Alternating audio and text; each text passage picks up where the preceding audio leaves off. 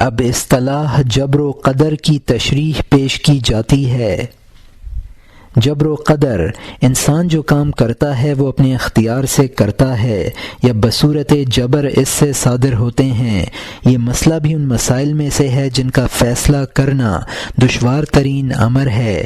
اس مسئلے کی بنیاد دراصل اس مسئلے پر ہے کہ انسان اپنے افعال کا خود خالق ہے یا انسان کے افعال کا خالق بھی اللہ تعالی ہے۔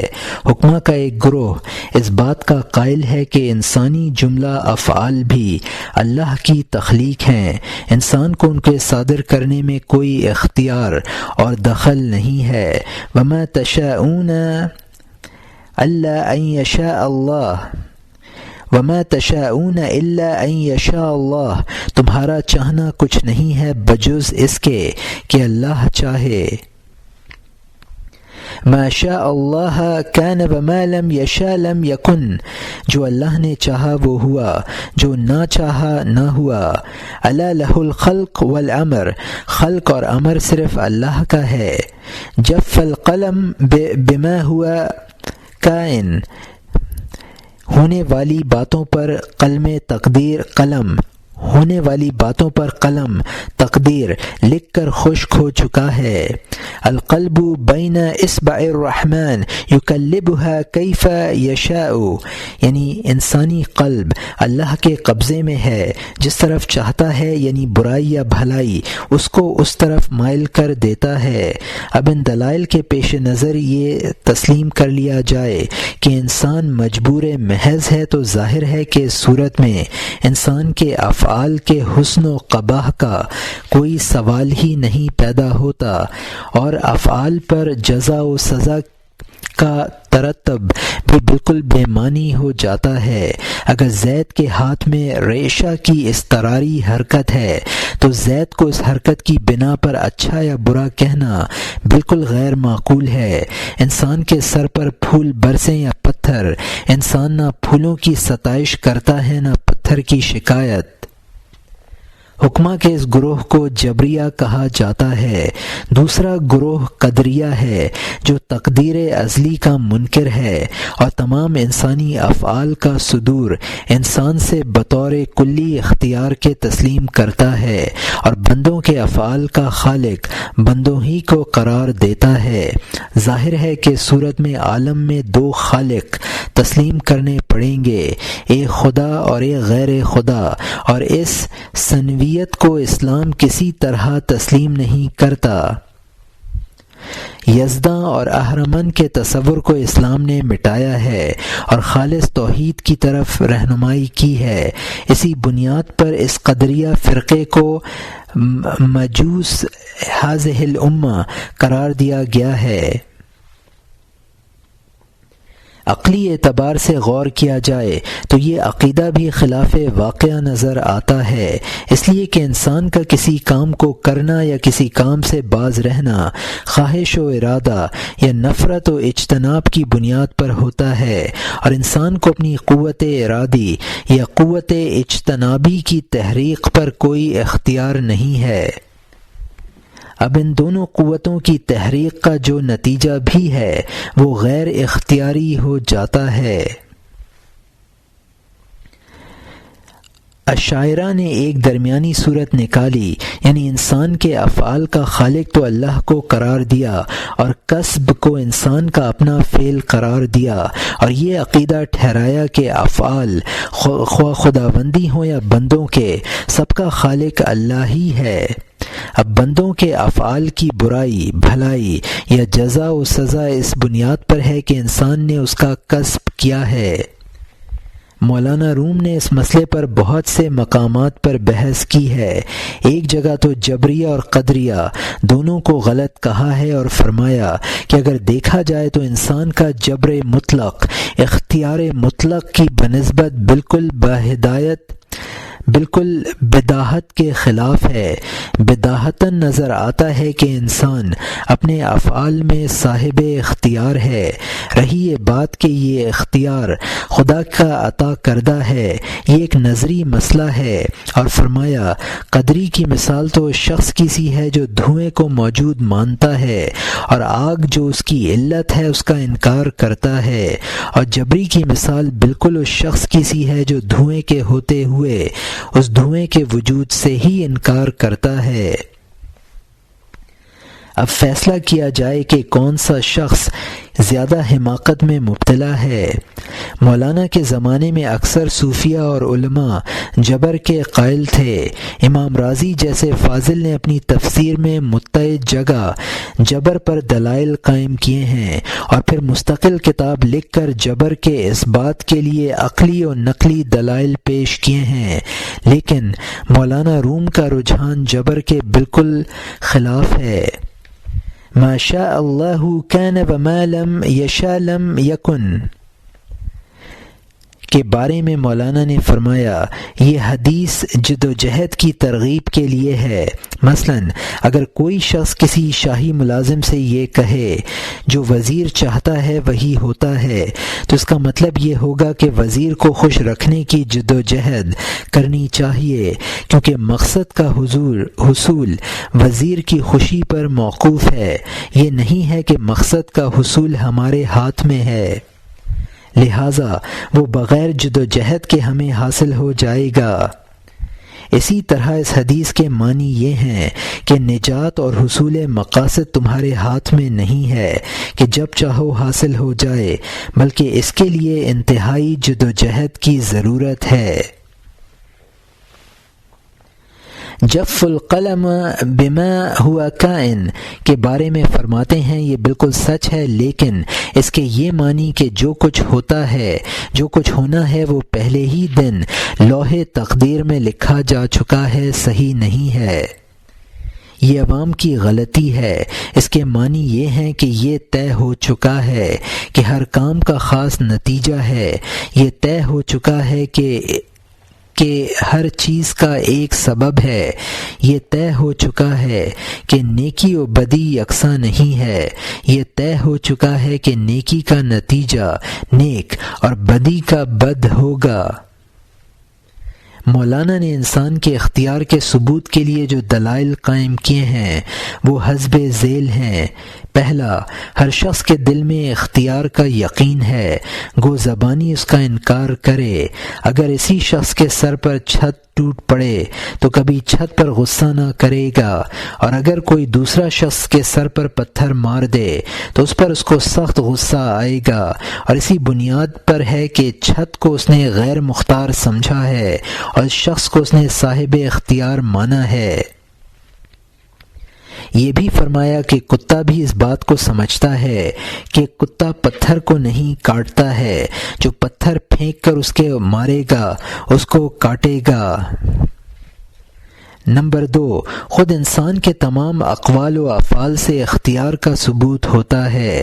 ہم کسی شخص کو کسی کام کے کرنے کا حکم دیتے ہیں، کسی کو کسی کام کے کرنے کی ممانعت کرتے ہیں، اپنے کسی فعل پر خود نادم ہوتے ہیں اور کسی فعل پر خوش۔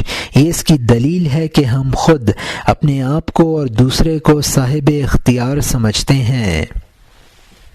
نمبر 3، جبر کے ثبوت میں سب سے بڑی دلیل یہ دی جاتی ہے کہ اگر خدا ہمارے افعال پر قادر نہیں ہے تو مجبور ہے، اور اگر قادر ہے اور بندے کو بھی قادر مانا جائے تو ایک فعل کے 2 فاعل قرار پاتے ہیں، جو باطل ہے۔ مولانا نے شبہ کا جواب دیا جو شبہ کا جواب بھی ہے اور بجائے خود بندے کے اختیار کے لیے دلیل بھی ہے۔ فرمایا جو چیز کسی چیز کی مواتیات میں سے ہے وہ سلب نہیں ہوتی ہے۔ لوہار کے بسولے میں جبر ہے، لوہار کا آلہ بننے کی وجہ سے اس کا جبر سلب نہیں ہو جاتا ہے۔ اسی طرح اختیار انسان کی ذاتیات میں سے ہے۔ اگر اللہ کو فاعل مانا جائے اور انسان اس کے لیے بمنزلہ اعلیٰ کے ہو تب بھی اس کا اختیار باقی رہے گا، انسانی اختیار سلب مسلوب نہ ہوگا، نہ جبر سے تبدیل ہوگا۔ اگر یہ کہا جائے کہ انسان کا کفر کرنا اللہ کی مرضی سے ہے تو بھی خود یہ ثابت ہو رہا ہے کہ کفر کافر کا فعل اختیاری ہے، ورنہ کافر کافر نہیں ہے۔ نمبر 4، انسان کے تمام افعال کا خالق اللہ تعالی ہی ہے اور ان کا صدور انسان سے ہوتا ہے۔ اللہ کے خالق ہونے کی وجہ سے بسا اوقات افعال عباد کی نسبت اللہ کی طرف کر دی جاتی ہے، ورنہ دراصل وہ بندے کا فعل ہے۔ مولانا بحر العلوم نے ایک مقام پر فرمایا ہے، ایک فرق بعد الجمع کا مقام ہے، جب سالک کی سیر عروج کی طرف ختم ہو جاتی ہے اور اس کا وجود مقام فنا میں پہنچ جاتا ہے تو وہ پھر بشریت کی طرف نزول کرتا ہے اور اپنی ذات کا جلوہ آئینہ حق میں دیکھتا ہے اور اپنے تمام افعال و صفات کو منسوب بسوء حق دیکھتا ہے، اور یہ عرفان کا سب سے بلند مقام ہے۔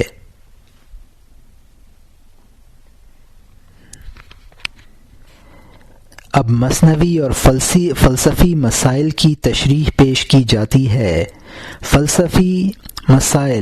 مثنوی اور فلسفی مسائل۔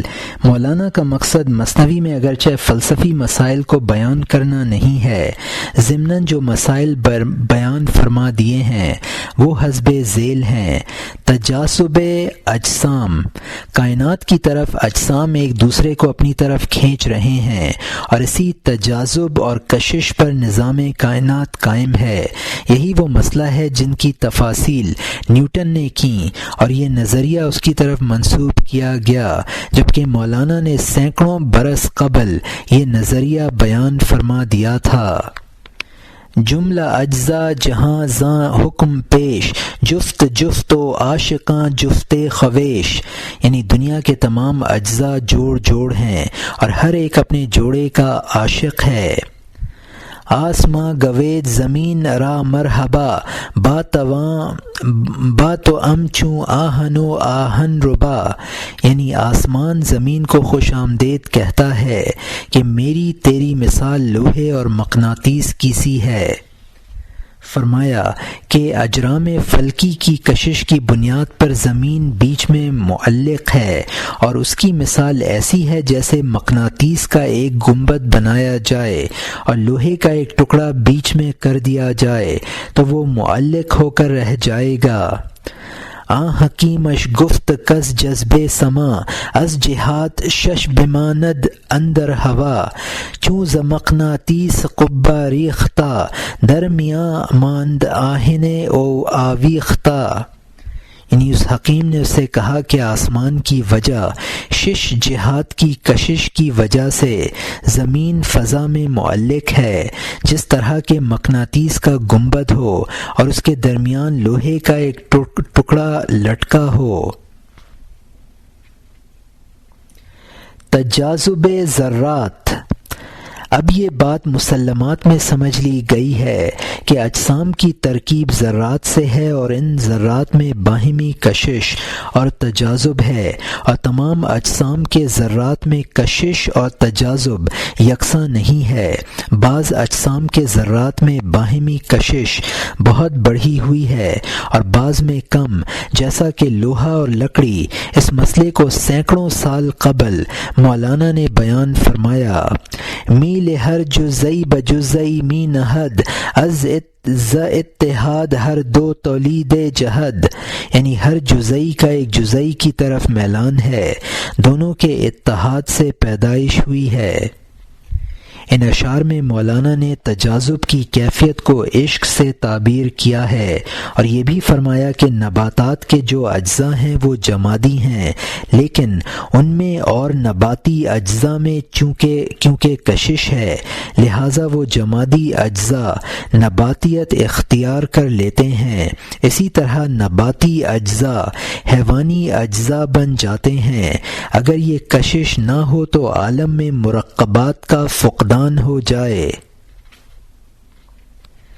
تجدد امثال۔ مولانا بحر العلوم نے ایک مقام پر فرمایا ہے، تجدد امثال یہ ہے کہ کائنات کی صورتیں ہر آن تبدیل ہو رہی ہیں، ایک صورت زائل ہوتی ہے اور دوسری صورت اس کی جگہ لے لیتی ہے، اور ذات اس طرح باقی رہتی ہے۔ چونکہ مٹنے والی صورت آنے والی صورت جیسی ہے، اس وجہ سے اس تبدیلی کا احساس نہیں ہوتا ہے، اور بظاہر یہی معلوم ہوتا ہے کہ وہ پہلی صورت ما لہا باقی ہے۔ جدید تحقیقات اس مسئلے کی تصدیق کرتی ہے۔ مولانا نے اس مسئلے کو نہایت وضاحت سے بیان کیا ہے۔ فرماتے ہیں، پس تیرا ہر لحظہ مرگ در جئت ست، مصطفیٰ فرمود دنیا ساعت ست، یعنی ہر لحظہ تیری موت اور واپسی ہے۔ اسی لیے حضور صلی اللہ علیہ وسلم نے فرمایا ہے کہ دنیا ایک ساعت کی ہے۔ ہر نفس نو میں شود دنیا اوما، بے خبر از نو شدن اندر بقا، عمر ہم جو نومی رست، مسترے می نمایت در جسد، شاخ آتش را بجنبانی بساز، در نظر آتش نمایت بس دراز، یعنی ہر سانس میں دنیا نئی بن رہی ہے، ہم اس کے نئے بننے سے بے خبر ہیں۔ زندگی نہر کے پانی کی طرح نئی نئی آتی رہتی ہے، بدن میں مسلسل نظر آتی ہے۔ جلتی لکڑی کو تیزی سے گھماؤ تو دیکھنے میں ایک لمبی آگ نظر آئے گی۔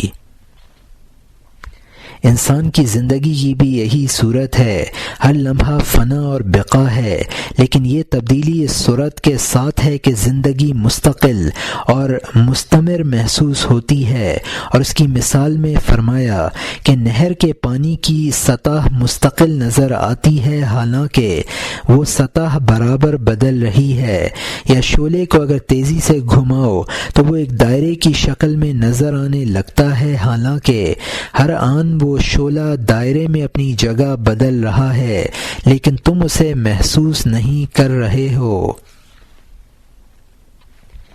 مسئلہ ارتقاء۔ دنیا کی موجودات کو 4 قسموں پر تقسیم کیا جاتا ہے: جمادات، نباتات، حیوانات، انسان۔ اب ان میں یہ بحث ہے کہ آیا یہ چاروں قسمیں ابتدائے تخلیق سے اس طرح سے مخلوق ہوئی ہیں، یا ابتدائے تخلیق میں صرف ایک چیز پیدا کی گئی تھی، پھر اس نے ترقی اور ارتقاء کیا ہے، وہ چیز جماد تھی، پھر ترقی کر کے نبات بنی، پھر ترقی کر کے حیوان بنی، اور پھر ترقی کر کے انسان بن گئی۔ یہ آخری نظریہ ڈارون کی طرف منسوب ہے۔ مولانا شبلی کا خیال ہے کہ مولانا بھی ڈارون سے بہت پہلے اسی ارتقاء کے قائل تھے، اور اس کے ثبوت کے لیے حسب ذیل اشعار پیش کیے ہیں: آمدہ اول بعقلی میں جماد، وز جمادی در نباتی اوفتاد، سالہا اندر نباتی عمر کرد، وز نباتی یاد نا ورد از نبرد، وز نباتی چوں بحیوانی فتاد، نامدش حال نباتی ہیچ یاد، جز ہما میلے کے دارد سویاں، خاص در وقت بہار ضمیراں، ہم چو میل کود کاں با مادراں، سر میل خود نہ داند در لباں، یعنی انسان شروع میں جماد تھا، جماد سے نبات بنا، سالوں نبات رہا، لیکن نباتی زندگی اسے یاد نہیں ہے، نبات سے جب حیوان بنا، نباتی حالت اس کو یاد نہیں ہے، ہاں سوائے اس میلان کے جو اس کو نباتات کی طرف ہے، خصوصاً موسم بہار میں زیمران کے کھلنے کے وقت، جس طرح کا بچوں کا ماؤں کی طرف میلان ہوتا ہے۔ شیرخوارگی کے زمانے میں شیرخوارگی کے زمانے میں اپنے میلان کا راز نہیں جانتا۔ باز از حیواں سوء انشانیش، میں کشت آن خالقے کے دانیش، ہم چنی اقلیم تا اقلیم رفت، تا شدکنو عاقل و دانا و زفت، یعنی پھر حیوان سے انسان کی جانب اس کو وہ خدا لے جاتا ہے جو اس کو جانتا ہے۔ اسی طرح وہ ایک عالم سے دوسرے عالم کی طرف چلتا رہا یہاں تک وہ عاقل اور دانا اور فربا بن گیا۔ مولانا کے یہ اشعار صرف صاف لفظوں میں بتا رہے ہیں کہ مولانا انسان کی ابتدائی خلقت جمادی مانتے ہیں، اس سے ترقی کر کے اس نے جسم نباتی اختیار کیا، پھر عالم نباتات سے وہ جسم حیوانی بنا اور جسم حیوانی سے اس نے جسم انسانی اختیار کیا، اور موسم بہار میں گل و گلزار کی طرف اس کے میلان کو اس کے عالم نباتات سے عالم حیوانات کی طرف منتقل ہونے کی دلیل بتا رہے ہیں۔ وجود کے مراتب، وجود صرف مادی ہے یا اس کے مراتب ہیں، اور ادنا درجہ مادی وجود کا ہے۔ نیز علم کے حصول کے ذریعے صرف حواس ہیں یا اس کے ماورا بھی کچھ علم کے اسباب ہیں۔ ان دونوں مسئلوں میں اختلاف چلا آ رہا ہے۔ مادے کے قائل تو یہ کہتے ہیں کہ وجود کا مدار صرف مادے پر ہے اور مادی وجود کے علاوہ اور کوئی وجود نہیں ہے۔ حصول علم کے بارے میں بھی لامحالہ ان کا یہ خیال ہے کہ وہ صرف عقل اور حواس کے ذریعے حاصل ہو سکتا ہے۔ اب ظاہر ہے کہ یہ گروہ نہ نفس یا روح کی مستقل حیثیت تسلیم کر سکتا ہے اور نہ خدا کا قائل ہو سکتا ہے اور نہ حیات بعد الموت کا۔ ان کے نزدیک روح کی کوئی مستقل حیثیت نہیں ہے، بلکہ وہ عناصر کی خاص ترکیب کی پیداوار ہے۔ جس طرح ساز کے تاروں کے ایک خاص نظم و ضبط سے ایک نغمہ پیدا ہوتا ہے، اسی طرح وجود کے ذرات کی خاص ترتیب عقل و شعور پیدا کر دیتی ہے۔ جب ساز ٹوٹ جائے تو نغمہ بھی ناپید ہو جائے گا۔ اہل شرع اس نظریے کو الحاد قرار دیتے ہیں۔ مولانا روم بھی مثنوی میں جا بجا اس مسئلے پر اظہار خیال کیا ہے اور بتایا ہے کہ وجود کے مختلف مراتب ہیں اور وجود کا ہر مرتبہ اپنی مخصوص عقل اور اسباب و علل کا مخصوص نظام رکھتا ہے۔ جیسے جیسے وجود کے مراتب میں ترقی ہوتی ہے ویسے ہی علم اور اس کے ذرائع میں بھی ارتقاء ہوتا ہے۔ نباتی وجود اور عقل جمادی وجود و عقل سے بالاتر ہے اور نباتات کا شعور جمادات کے شعور سے بڑھا ہوا ہے۔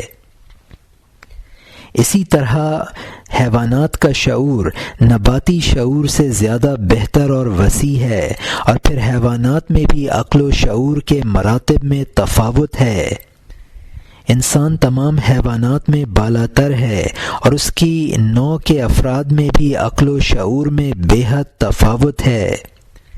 ایک طرف جنگلی جانوروں کا شعور ہے، دوسری طرف حکماء کے شعور کی بلند پروازی ہے۔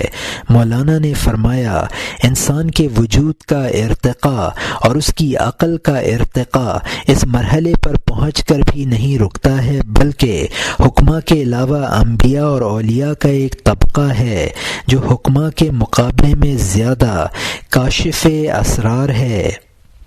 فرماتے ہیں بعض غیر از عقل و جان آدمی ہست جان در ولی او ہست جان در نبی او در ولی، یعنی عام انسانی جان اور عقل کے علاوہ نبی اور ولی میں ایک اور جان ہے۔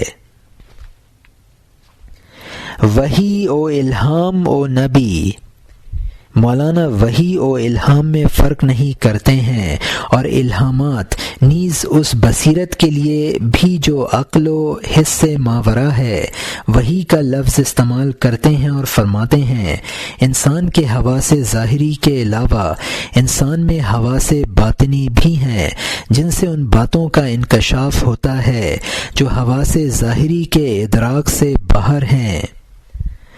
پنج حس سے ہست جزئی پنج حس جو زر سرخ دائیں حس ہا چمس آئینہ دل چوں شود صافی و پاک، نقشہ بینی بروں از آب و خاک، پس محل وہی گردش گوش جاں، وہی چہ بود گفتن از حص نہاں۔ ان حواس خمسہ کے علاوہ اور حواس خمسہ ہیں، سونا جیسے ہیں اور یہ تانبا ہیں۔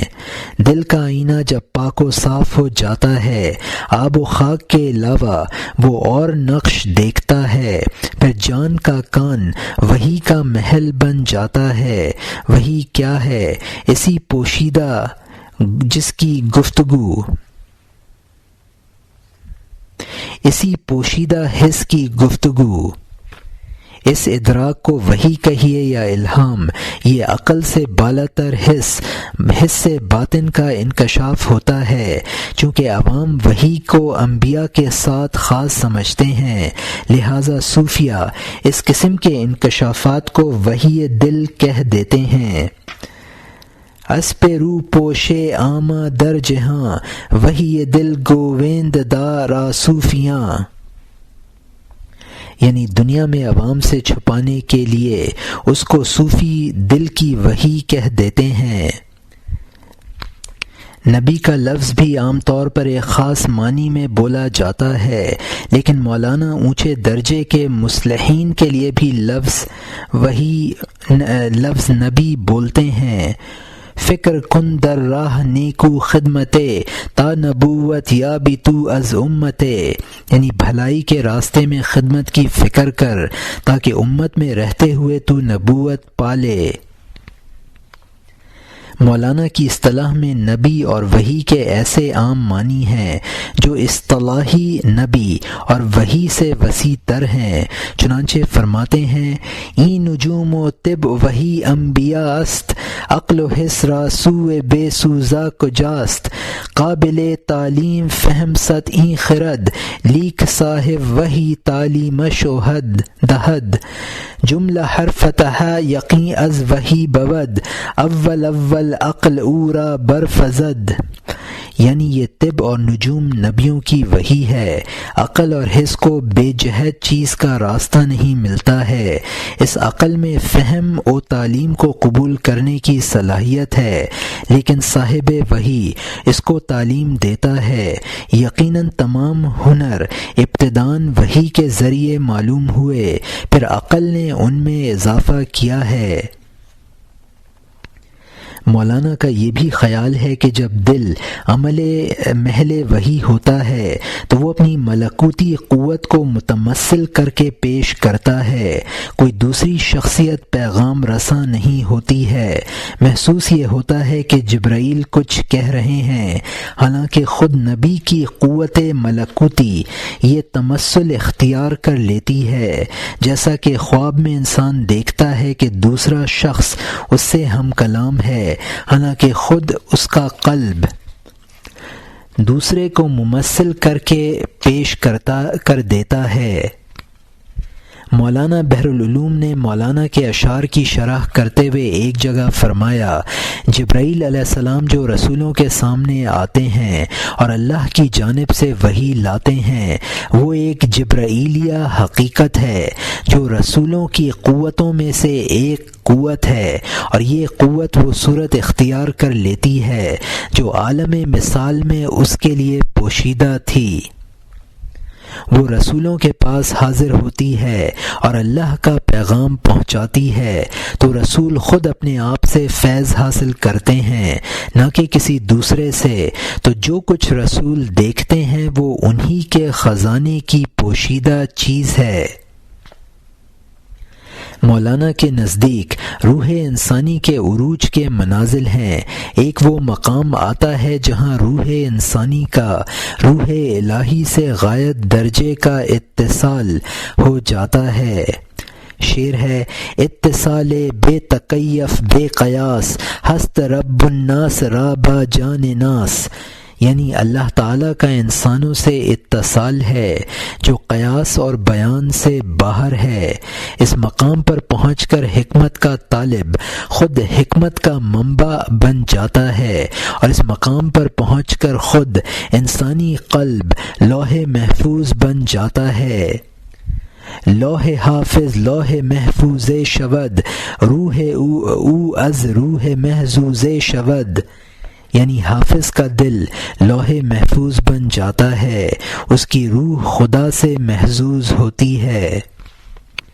اس حالت میں الہی کلام اور فرمان خود اس کے دل سے ابھرتا ہے، اور یہ احسن التقویم والا انسان جب روحانی بلندیوں پر پہنچتا ہے تو خود اس کی یہ کیفیت ہو جاتی ہے۔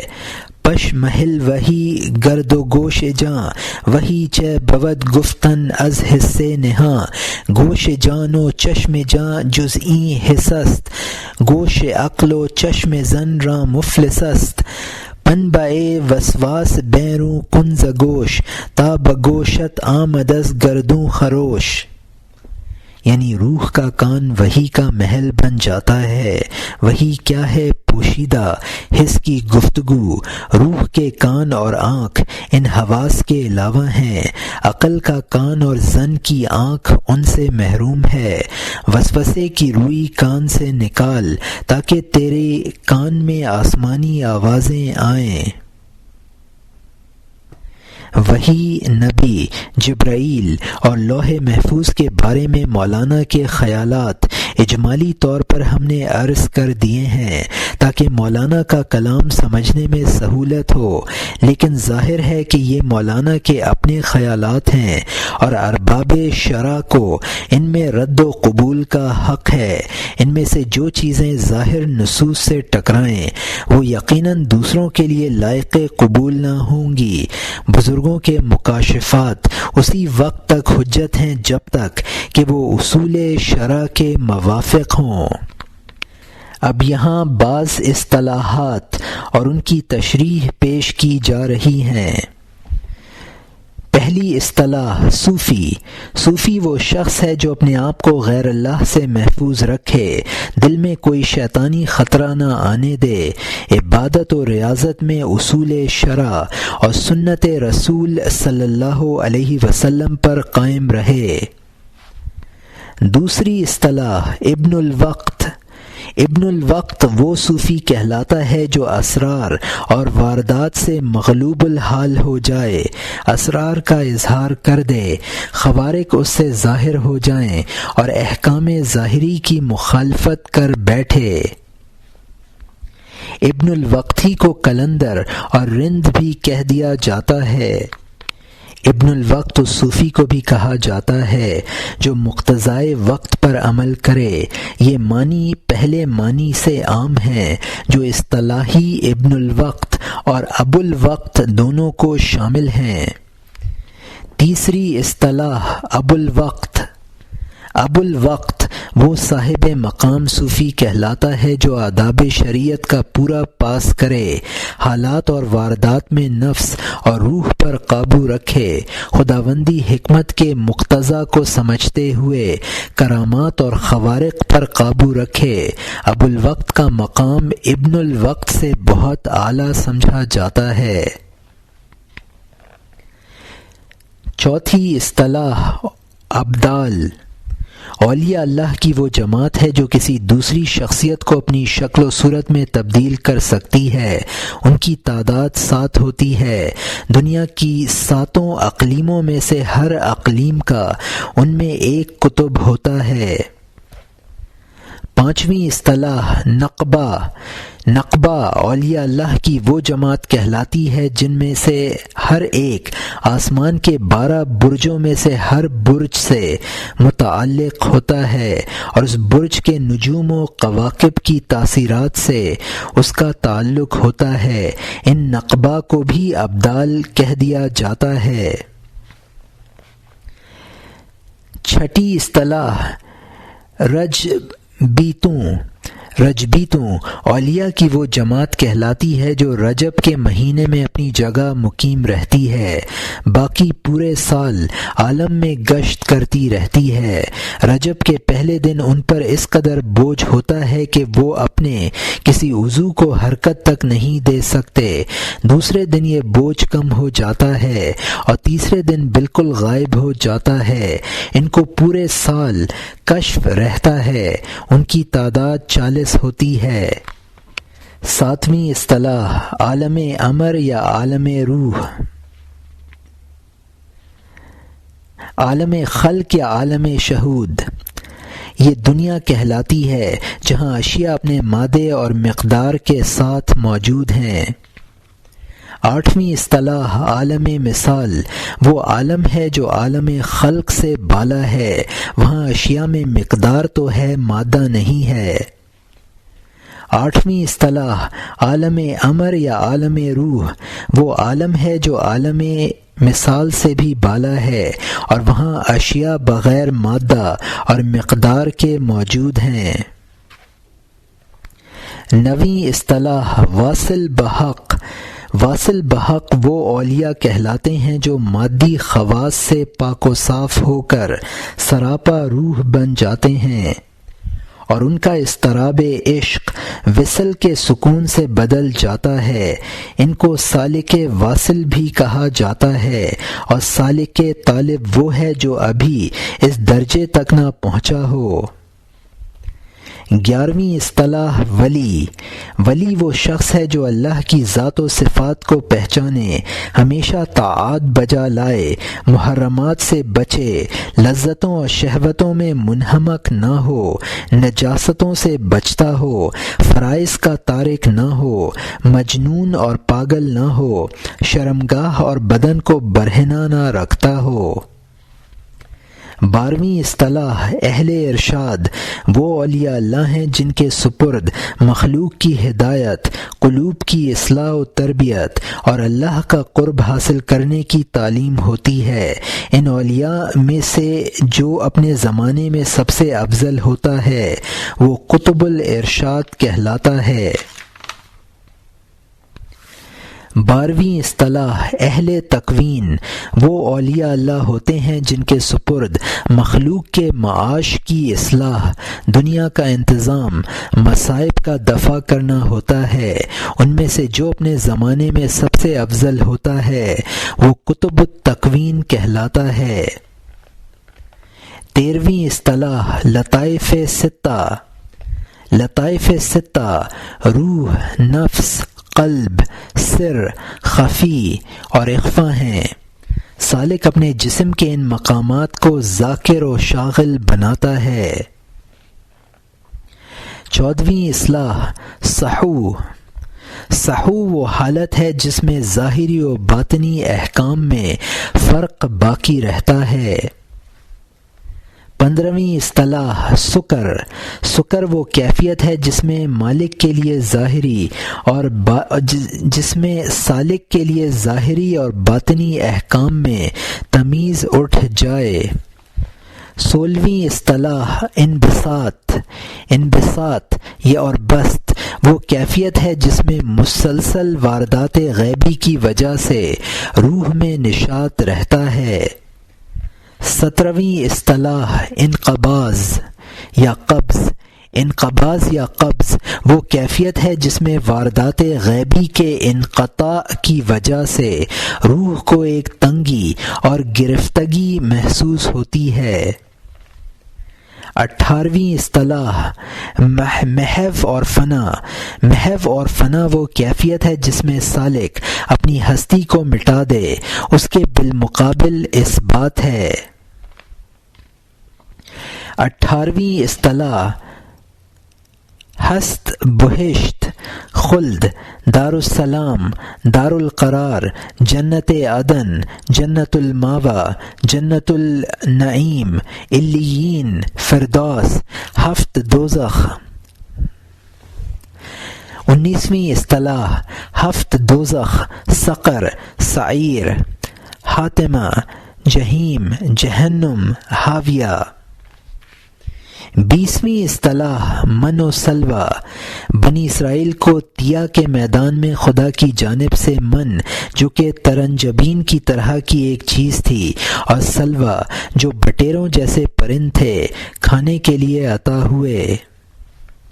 21ویں اصطلاح علم احکام، وہ علم ہے جو قانون کلی کی صورت میں انبیاء اور مرسلین کو دیا جاتا ہے۔ 22ویں اصطلاح علم لدنی۔ علم لدنی وہ علم بھی کہلاتا ہے جو خاص جزئی معاملے میں کسی کلیہ سے استثنائی طور پر عنایت ہو جاتا ہے، جیسا کہ خضر علیہ السلام کو بچے کے قتل کے سلسلے میں حاصل ہوا۔ 23ویں اصطلاح عہد الست۔ عہد الست قرآن پاک میں مذکور ہے کہ ازل میں حضرت آدم علیہ السلام کی ذریت سے اللہ تعالیٰ نے فرمایا تھا الست بربکم، کیا میں تمہارا پروردگار نہیں ہوں؟ تو سب نے جواب میں کہا تھا بلا، یعنی کیوں نہیں۔ اس قول و قرار کو میثاق الست اور عہد الست کہا جاتا ہے۔ اب قصص کے بارے میں تشریح و وضاحت پیش کی جا رہی ہے۔ قصص اصحاب کہف ان بزرگوں کی جماعت ہے جو دقیانوس کے زمانے میں پیغمبر وقت پر ایمان لائے تھے اور بادشاہ کے ظلم سے بچنے کے لیے غار میں پناہ گزین ہو گئے تھے۔ خدا کی قدرت سے ان کو ایسی نیند آئی کہ ہزاروں برس گزر گئے اور وہ اسی خواب استراحت میں پڑے ہیں، نہ کھاتے پیتے ہیں نہ جاگتے ہیں، آنکھیں کھلی ہوئی ہیں اور بظاہر بیدار معلوم ہوتے ہیں۔ ہاروت و ماروت و زہرہ، مشہور ہے کہ زہرہ ایک حسین عورت تھی۔ ہاروت و ماروت جو دو فرشتے تھے وہ اس سے زنا کر بیٹھے، جس کی پاداش میں ان دونوں کو بابل کے کنویں میں الٹا لٹکا دیا گیا ہے، اور زہرہ اسم اعظم کے ذریعے جو اس نے فرشتوں سے سیکھا تھا آسمان پر چڑھ گئی ہے، جس کو وہاں مسخ کر کے زہرہ ستارہ بنا دیا گیا ہے۔ حضرت قاضی ثناء اللہ پانی پتی رحمۃ اللہ علیہ اور دوسرے مفسرین نے لکھا ہے کہ یہ قصہ یہود کا من گھڑت ہے جس کی کوئی اصل نہیں ہے۔ امر واقعہ صرف اس قدر ہے جس کو قرآن نے ذکر کیا ہے کہ ہاروت و ماروت کو سحر کی تعلیم دینے کے لیے دنیا میں بھیجا گیا تھا، جس سے نیک و بد کی آزمائش مقصود تھی۔ اصحاب الاخدود سورہ بروج میں ہے قتل الاصحاب الاخدود النار ذات الوقود اذ هم علیہا قعود وهم علی ما یفعلون بالمؤمنین شہود، یعنی خندقوں والے ہلاک ہوئے جو آگ کی تھیں جن میں ایندھن تھا، جبکہ وہ خندقوں پر بیٹھے ہوئے تھے اور جو بدسلوکی مومنوں کے ساتھ کر رہے تھے اس کو دیکھتے تھے۔ حدیث اور تفسیر کی کتابوں میں لکھا ہے کہ ایک لڑکا ایک جادوگر کے پاس جادو سیکھنے جاتا تھا، اس کے راستے میں ایک خدا رسیدہ راہب کا گرجا گھر تھا۔ یہ لڑکا اس راہب سے مانوس ہو گیا اور اس سے فیض حاصل کرنے لگا۔ ایک روز یہ لڑکا جا رہا تھا، اس نے دیکھا کہ لوگ ڈرے ہوئے راستے پر کھڑے ہیں، آگے جانے کی ہمت نہیں کر رہے ہیں۔ اس نے دریافت کیا تو انہوں نے بتایا کہ خونخوار شیر نے راستہ روک رکھا ہے۔ یہ لڑکا آگے بڑھا اور اس نے خدا کا نام لے کر ایک پتھر شیر کے مارا تو شیر ہلاک ہو گیا۔ اس واقعہ سے اس لڑکے کی شہرت ہوئی اور لوگ اس کے گرد جمع ہونے لگے اور مومن بننے لگے۔ ان واقعات کا بادشاہ کو علم ہوا تو وہ بہت برہم ہوا، اس لیے کہ وہ خود خدائی کا مدعی تھا، اور اس نے لڑکے کو ہلاک کرنے کا حکم دے دیا۔ اس لڑکے کو پہاڑ پر سے پھینکا گیا لیکن وہ ہلاک نہ ہوا۔ اس کو دریا میں غرق کرنے کی کوشش کی گئی لیکن وہ غرق نہ ہوا۔ تب اس لڑکے نے بادشاہ سے کہا کہ اگر تو مجھے ہلاک ہی کرنا چاہتا ہے تو صرف ایک تدبیر ہے کہ تو بسم اللہ ربی ھذا الغلام کہہ کہ میری طرف تیر چلا تو میری موت واقع ہو جائے گی۔ چنانچہ اس نے ایسا ہی کیا اور لڑکا شہید ہو گیا۔ اس پر جو مجمع تھا وہ سب کا سب مومن ہو گیا۔ بادشاہ نے ان کو ہلاک کرنے کے لیے خندقیں کھدوائیں اور ان میں آگ جلائی اور ان مومنوں کو آگ میں جلوایا۔ لیلۃ التعریس آخری شب کی پڑاؤ والی رات۔ 7 ہجری میں غزوہ خیبر سے واپسی پر آپ صلی اللہ علیہ وسلم نے وادی القریٰ اور تیمہ کا رخ کیا۔ وہاں سے واپسی پر حضور صلی اللہ علیہ وسلم اور صحابہ کرام رضوان اللہ علیہم اجمعین رات بھر مشغول سفر رہے۔ صبح کے قریب پڑاؤ ڈالا۔ حضور صلی اللہ علیہ وسلم نے حضرت بلال رضی اللہ عنہ کو مقرر کیا کہ وہ نہ سوئیں اور فجر کی نماز کے وقت سب کو جگا دیں، لیکن حضرت بلال رضی اللہ عنہ پر بھی نیند کا غلبہ ہو گیا اور سب کی آنکھ جب کھلی جبکہ سورج نکل آیا تھا اور فجر کی نماز قضا ہو گئی تھی، حضور صلی اللہ علیہ وسلم نے ارشاد فرمایا، یہاں سے فوراً کوچ کرو، اور کچھ آگے جا کر پڑاؤ کیا اور نماز پڑھی۔ مولانا رحمۃ اللہ علیہ نے اپنے اشعار میں اس نیند کو استغراقی کیفیت سے تعبیر کیا ہے۔ حضرت سلیمان علیہ السلام اور انگوٹھی۔ مشہور ہے کہ حضرت سلیمان علیہ السلام نے ایک عورت سے نکاح کر لیا جو پوشیدہ طور پر بت پرست تھی۔ اس کی پاداش میں یہ واقعہ پیش آیا کہ آپ کی وہ انگوٹھی جس کے اثر سے ان کی حکومت جن و انس پر قائم تھی، وہ ایک سنحر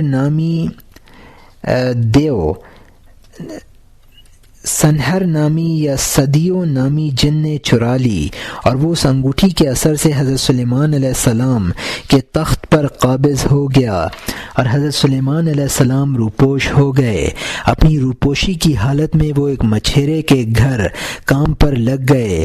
مچھیرے نے اپنی لڑکی کی شادی ان سے کر دی۔ کچھ عرصے بعد وہ انگوٹھی اس جن کے ہاتھ سے دریا میں گری اور اس کو مچھلی نے نگل لیا۔ وہ مچھلی شکار ہو کر اس مچھیرے کے گھر آ گئی۔ مچھلی کے پیٹ سے انگوٹھی برآمد ہوئی تو حضرت سلیمان علیہ السلام نے اپنی انگوٹھی کو پہچان لیا اور اس کی تاثیر سے دوبارہ اپنے تخت سلطنت پر قابض ہو گئے۔ اس روایت کی حیثیت افسانے سے زیادہ کچھ نہیں ہے۔ نبی پر کسی شیطان یا جن کا اس طرح کا غلبہ ممکن نہیں ہے۔ یہ محض ایک اسرائیلی روایت ہے جو عصمت انبیاء کے شرعی اصول کے بالکل منافی ہے، لہذا یہ کسی طرح بھی قابل قبول نہیں ہو سکتی۔ مثنوی کی احادیث اور تفسیر۔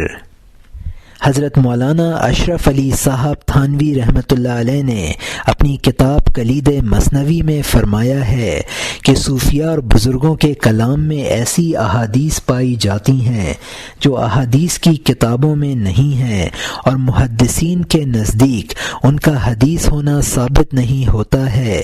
تو ان بزرگوں کے اس فعل کی دو توجیہیں ہیں۔ ایک تو یہ کہ جس طرح محدثین نے خواب کی احادیث پر حدیث کا اطلاق کر دیا ہے، اسی طرح ان بزرگوں نے اپنے کشف وغیرہ کی بنا پر ان کو احادیث کہہ دیا ہے۔ دوسرے یہ کہ ان احادیث سے جو مقصد ہے وہ دوسرے شرعی دلائل سے ثابت ہو جاتا ہے، لہذا ان احادیث کا غیر واقعی ہونا مقصد کے ثبوت کے لیے مضر نہیں ہے۔ رہی یہ بات کہ غیر حدیث کو حدیث کیوں کہہ دیتے ہیں، تو اس کی وجہ یہ ہے کہ ان بزرگوں پر حسن ظن غالب رہتا ہے۔ جو کچھ سن لیتے ہیں یا لکھا ہوا دیکھ لیتے ہیں اس پر یقین کر لیتے ہیں۔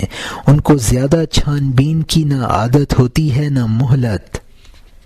یہ وہ تبصرہ تھا جو مولانا تھانوی رحمۃ اللہ علیہ نے فرمایا۔ بہرحال مثنوی میں بہت سی احادیث وہ ہیں جو محدثین کی اصطلاح میں کسی طرح بھی حدیث کہلانے کی مستحق نہیں، اور ایسی احادیث میں بہت سی احادیث وہ ہیں جو محدثین کی اصطلاح میں کسی طرح بھی حدیث کہلانے کی مستحق نہیں، اور ایسی احادیث کو حدیث کہہ کر بیان کر دینے کے معاملے میں محدثین کا طرز عمل بہت سخت ہے۔